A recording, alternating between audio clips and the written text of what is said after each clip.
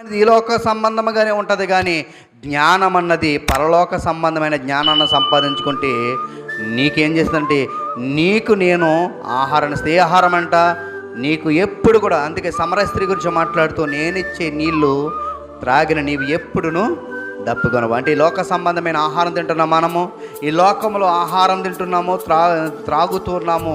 ఇవి ఎన్ని నీళ్ళు తాగి ఉంటామో రోజుకి?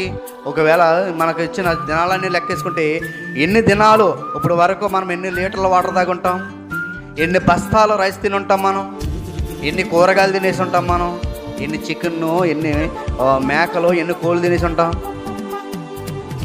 అన్ని తినేసినా కూడా మనకి తృప్తి ఉండదు. కానీ దేవుడు చెప్తున్నాడు ఏంటంటే, భూమి మీద ఉన్న వాటి కోసం కాదు, కానీ పరలోక సంబంధమైన ఆహారం గురించి మాట్లాడుతూ, నేనిచ్చే నీళ్ళు నీవు తాగితే ఎప్పుడు కూడా తప్పుకొనవు. అందుకే ప్రకటన గ్రంథంలో మాట్లాడుతూ, నీకు నేను జీవ వృక్ష ఫల